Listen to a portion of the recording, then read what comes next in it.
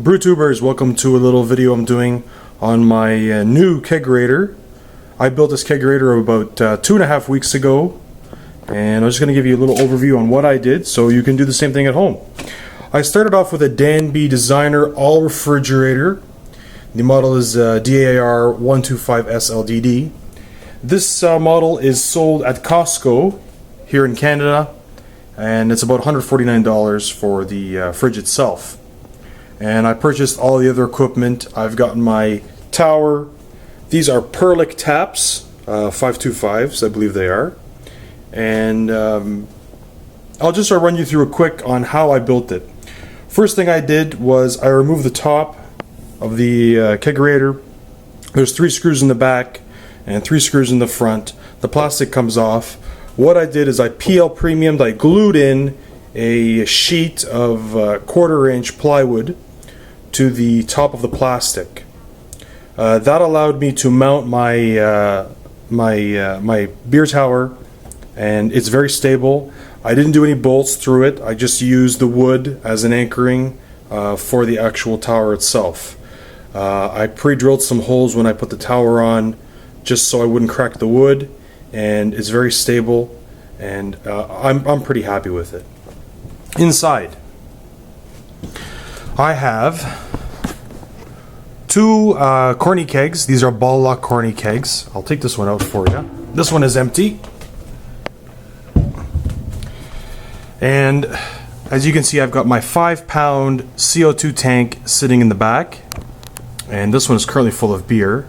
And what I did was I drilled, I'm going to try to show you here. I've got 2 1-inch copper pipes going up to the tower, and I drilled 1.5 inch hole to feed them through.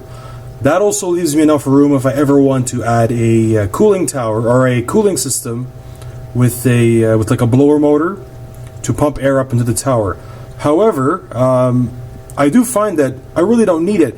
The beer that comes out in the initial pour is only about, I would say, 4 or 5 degrees Fahrenheit colder than, you know, after let's say if I pour a glass, it's only about 4 or 5 degrees warmer than the second glass that I would pour.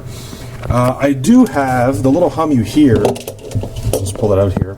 I do have a fan blowing in here just to circulate some air, because these refrigerators don't have any air circulation. One thing I would like to mention, it is loud. This is one of those tiny computer fans with a 12-volt connection, and it's, as you can see, it's run through the drain there. I would suggest you guys use a 120 millimeter fan. I am going to be changing this to a 120 millimeter computer fan. So I have a dual regulator set up, as you can see. Only one of them is running right now, and a 5-pound tank. And really, the most difficult part of this build, other than of course drilling the hole, which is scary in itself, these refrigerators are pretty renowned for not having any coolant lines between the light and the back of their fridge. So I didn't check. I just drilled it. I didn't hit anything. I went right through, and everything worked out for me. The biggest drawback to this fridge is removing all the goodies from the door, all your holders for your beer, and the original plastic that comes with it. Other than that, I haven't done any modifications. I still have the original shelves. I've kept them.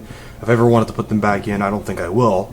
But to do the door, you need to cut out with a Dremel the door and break it, because this model does not have any screws.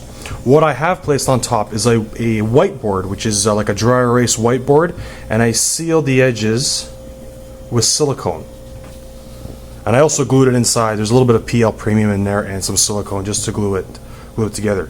Otherwise, it wasn't a really hard build. It took me about 2 days to do it, and I'm really happy with it. Keeps the beer nice and cold. I mean, I still have I can go a little bit lower still on the control there at the top, and right now I've got it, I think, about 43 degrees.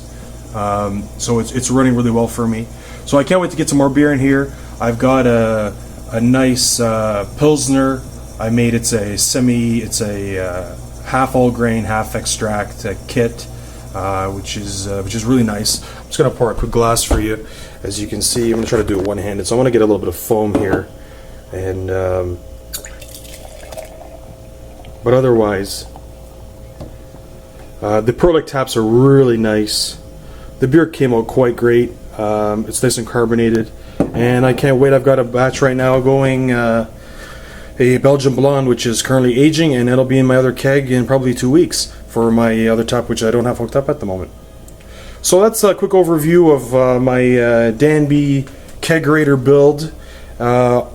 Overall, I mean, the biggest cost on this build is going to be your equipment, your beer, your tower, your taps, your corny kegs, and your CO2 equipment.